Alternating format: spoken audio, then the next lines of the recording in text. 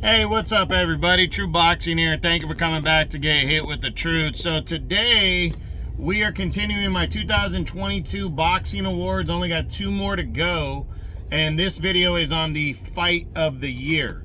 So that's we'll get into the definition on that in a minute. First off, guys, though, if you could smash the like button, leave a comment, subscribe to the channel, I really appreciate any and all support you guys can give me.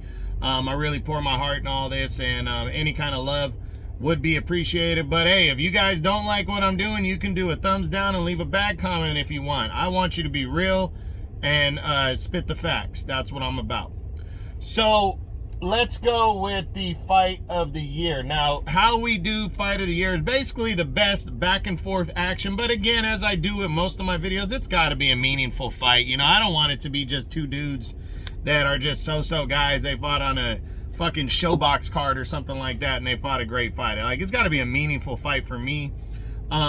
You know, and I will do candidates from 122 all the way to heavyweight. Like, those are the divisions I cover. But if there are any candidates beneath that, which there are a couple, I can add those ones in as well. You know, sprinkle those ones in as options.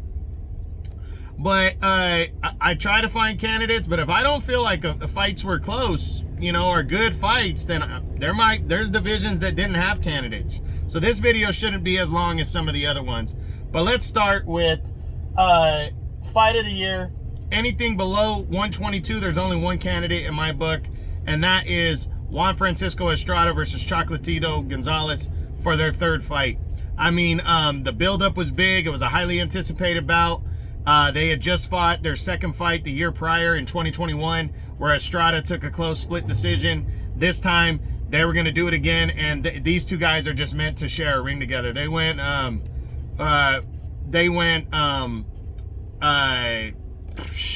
back and forth, you know, going at it toe-to-toe, and then,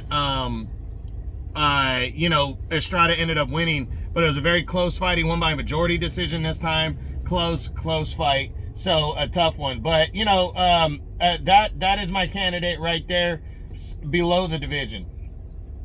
Then we look at 118. You know, 118, I didn't have a candidate. 122, I did not have a candidate at 122 either. 126, I had a few candidates. I had, hold on one second, guys. Excuse me. Sorry about this.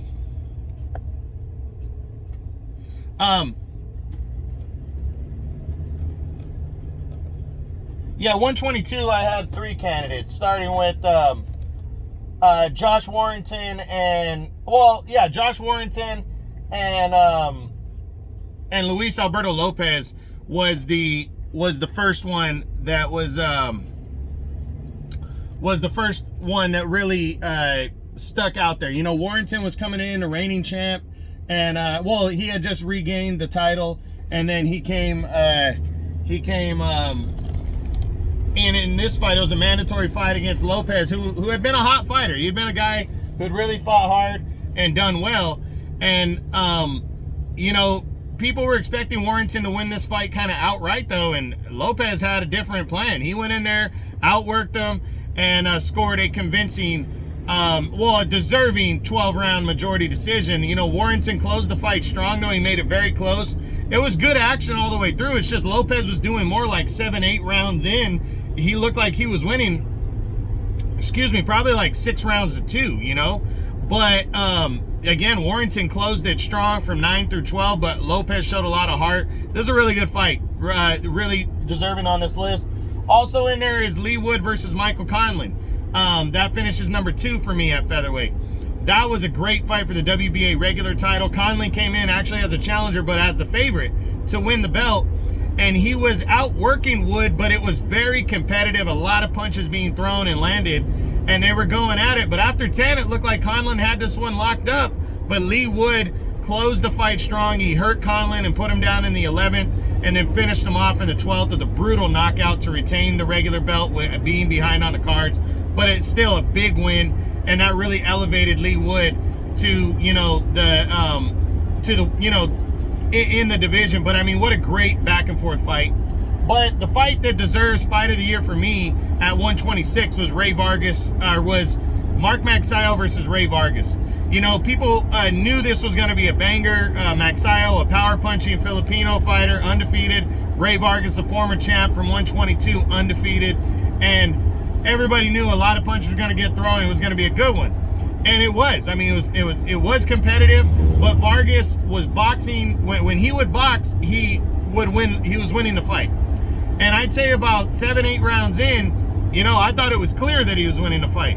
And then he decided he wanted to go for a knockout, and that means he had to stay in the pocket with Magsayo.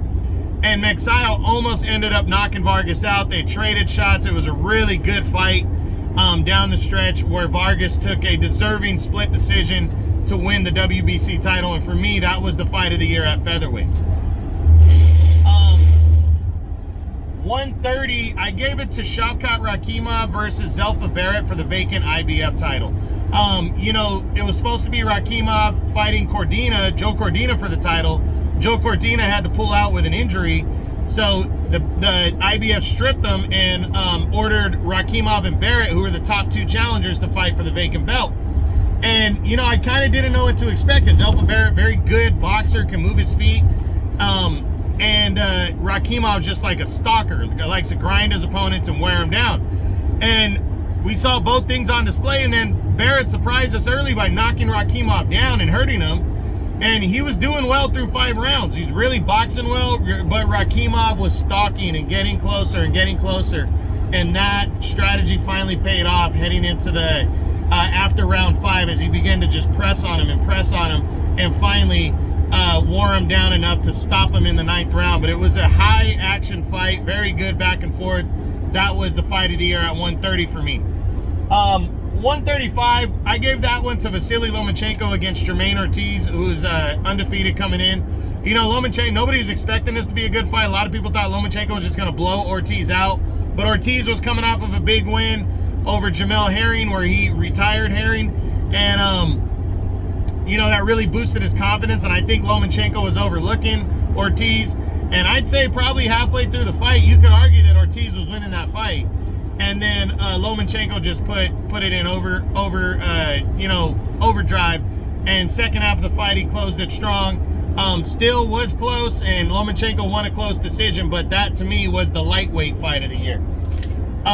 Moving on to 140, which is junior welterweight, 140 pounds. I had a couple candidates there. Finishing number 2 was Teofimo Lopez and Sandor Martin. I don't think people were expecting this one to be a fight of the year, but it ended up being pretty close and in a good kind of chess match. It wasn't like your normal banger, but it was close. It was competitive. They went at it over 10 rounds, and Lopez took a close split decision victory to stay undefeated at 140 at least, and keep moving forward. But man, it was a close fight. And you knew it was a close one when Martin just totally, shit on the judges and everything for calling the fight for Lopez. But the fight of the year at 140 for me was Alberto Puello versus Batir Akhmedov, as they fought for the vacant WBA title on a Showtime card in August. I mean, nobody really knew these two guys, and they were granted the opportunity to fight for that vacant belt, and they went out there and put it all on the line. It was a very good battle between the two. Not Rakhimov. I personally thought Akhmedov won the fight, but man, it was close enough to call either way. You could have called it a draw. Very good, action-packed fight, but Alberto Puello walked away with a split decision and claimed his first world title, winning the WBA belt. 147, really only one candidate. Fight of the year there for me was Radza Butayev versus Imanta Stanionis for the WBA regular welterweight belt. I mean, this one, people weren't sure what to expect. Stanionis was, to some people, the favorite coming in, but Butayev was coming off of a big win over Jamal James, where he stopped him in an upset and captured the belt. And people didn't know what to expect. Two undefeateds going at it, and Stanionis and him just traded. It was a good action-packed fight right there. Stanionis, though, at the end of the day, took a deserving 12-round split decision as he claimed the WBA regular belt at welterweight. 154, I had two candidates, and man, it was tough to choose, but number 2 goes to Jermell Charlo versus Brian Castano 2 to unify all 4 belts for the undisputed Super Welterweight Championship of the World in their rematch. They had fought to a controversial draw the year before, trying to unify all 4 belts. This time, a decisive winner was rendered, but it was a close, hard-fought battle again. This time, though, Charlo stayed in the pocket, sat down on his punches, landed the hardest shots, and wore down Castano before finally knocking him out clean in the 10th round of a close fight as he unified all 4 belts and became undisputed champion. But I had to pick Sebastian Fundora versus Erickson Lubin for the WBC interim Super Welterweight title as my 154-pound fight of the year. I mean, this was a fucking great fight. I mean, these two guys went at it. Fundora put a lot of punches thrown, great skill. Fundora put Lubin down early, and then Lubin started winning the fight, taking it over, showing his skill, but he was taking a lot of shots in the process. Then he puts Fundora down in the 7th and almost finished him off, but ran out of gas and was just so beat up as Fundora stopped Lubin in the 9th round of just a great fight. That was a Super Welterweight fight of the year for me. 160 middleweight. There's only one candidate. I gave it to Triple G versus Ryota Murata in their unification bout for the WBA and IBF middleweight titles. I mean, it was a really good action-packed fight through 5 rounds. I mean, they were going at it, both landing good shots, and then Triple G took over after round 5 and just broke down Murata. But it was still competitive through about half of the fight, and that's why this one was the middleweight fight of the year for me. 168, I had a couple candidates on the list. I gave some love to Canelo versus Triple G3 for the undisputed super middleweight title. People are probably wondering why. Well, you know, Canelo dominated and was outboxing for the first 8 rounds, but Triple G kept coming forward, kept throwing shots, and at 40 years old, took over the last 4 rounds of that fight and really performed well, made it closer than it probably should have been. Even though Canelo still got the deserving decision, it was a much more clear-cut than the first 2 fights as Canelo retained the undisputed title, so I showed that some love. But number 1, without a doubt for me, was Daniel Jacobs versus John Ryder as they competed in a contenders bout earlier in the year. I mean, this was just a good battle. Ryder was landing his shots, but Jacobs was outworking him and outboxing him. And halfway through the fight, yeah, Jacobs looked like he had a 4-2, 5-1 lead on the cards, and then John Ryder just got closer, continued to throw. Jacobs started throwing less, and Ryder kept closing the distance and eking out rounds, and then he would walk away with a close split decision victory as he retained as he moved forward. So that was a big win for him, and it was a really good fight. 175, the only candidate I had, and I know it's a stretch, but I gave it to Canelo and Bivol for the WBA light heavyweight title. People probably wonder why. I'll be honest with you, because the first half of the fight was competitive. It was kind of a chess match. Canelo was doing okay. It was probably 4-2 or even after 6, and then Bivol took over in the second half of the fight. So because it was competitive at some point, I showed it some love. There wasn't another fight that really deserved Fight of the Year honors at 175, so I showed that one some love. Cruiserweight, really the only fight that I thought deserved to be on this list was Ilunga Makabu versus Tabiso Mashunu in their rematch for the WBC Cruiserweight title. This one was kind of a controversial fight. A lot of people thought Mashunu should have got the nod. It was good, a lot of action, but you know, and it ended up being close, but Makabu walked away with a close split decision, so, you know, whatever, but that was my candidate from Cruiserweight. And then from Heavyweight, I had 2 candidates. First was Andy Ruiz versus, number 2 on the list was Andy Ruiz Jr. versus Luis Ortiz for the vacant WBC interim belt. A good bout right here. I felt like Ortiz boxed well and outworked Ruiz, but Ruiz landed shots, good shots throughout the bout, and put Ortiz down 3 times to make it close, and he would take a close, controversial decision in this one as he retained his or has he captured the interim belt? Now, let me see here. The number one fight of the year, though, from heavyweight, and again, some people may not think this fight was close, but it was scored close, and I thought it was much closer than the first fight. I gave it to Usyk versus Joshua 2 for the unified heavyweight title. You know, Joshua did do much better. Usyk is just a chess master, and he outworked and got the deserving split decision in this one. So it was somewhat close. But my top 5, you know, I only did a top 5 on this one. Or you know what? I did do a top 10. I'm sorry. I gave number 10 was Andy Ruiz versus Luis Ortiz from heavyweight. I thought that one was number 10. It was a good action bout. It had knockdowns. Ortiz probably outworked Ruiz, but Ruiz scored the knockdowns, and that's what made it close. So that was number 10. Number 9 was Josh Warrington and Luis Alberto Lopez. I thought that was just a really good fight.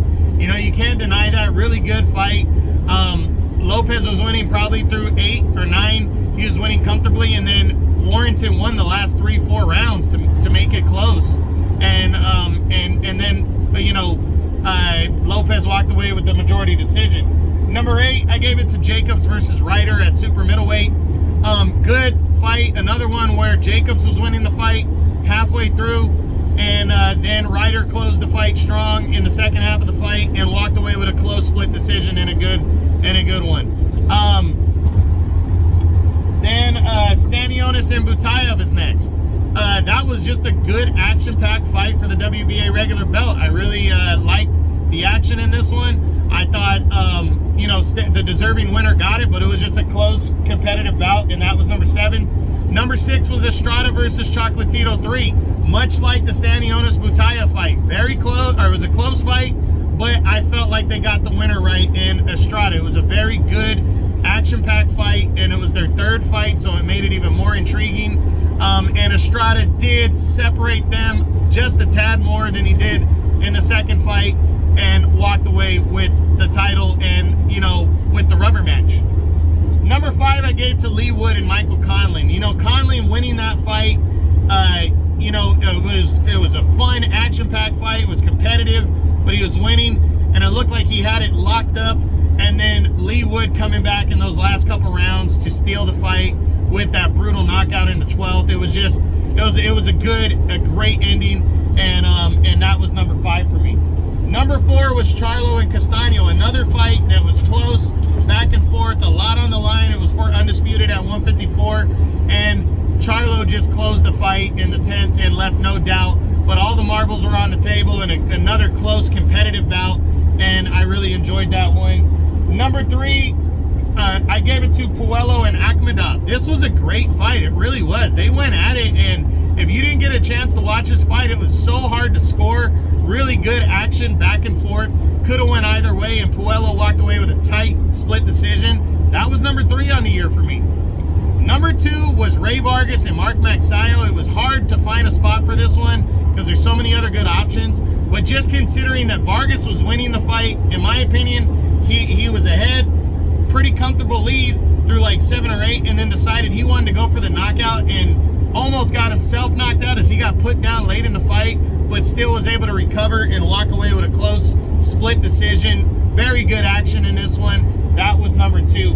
But for me, I was clear on my number 1 pick for 2022 Fight of the Year, and that I comfortably gave to Sebastian Fundora and Erickson Lubin for their super welterweight interim title showdown and classic that they put on in April on Showtime. And these two guys went toe to toe. They went at it. It was one of those fights you didn't know who to pick. I actually picked Erickson Lubin to pull the win off, and you know what? He was proving me right after he got knocked down in the second round against the tall ass Fundora.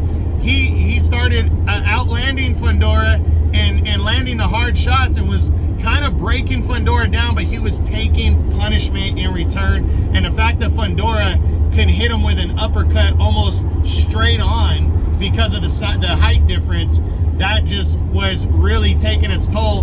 But then Lubin, ahead on the cards, drops Fundora in the 7th round, hurt him, Looked like he might take him out, but Fundora would find his legs as the exhausted Lubin just was trying to hold on. And then in the 9th round, he couldn't hold on anymore as Fundora finished him off. This was a classic. It was a great back and forth emotional battle. And you saw it on both men after the fight. It was just such a good one. Sebastian Fundora wins by 9th round TKO. And that is the fight of the year for me in 2022 fight of the year. Sebastian Fundora versus Erickson Lubin for the interim WBC Super Welterweight title. So that's it. That's what I got. That's my boxing awards for the fight of the year. I hope you guys enjoyed the video. If you did, smash the like button, leave a comment, subscribe to the channel. I appreciate any and all support. This is True Boxing. You've been hit with the truth.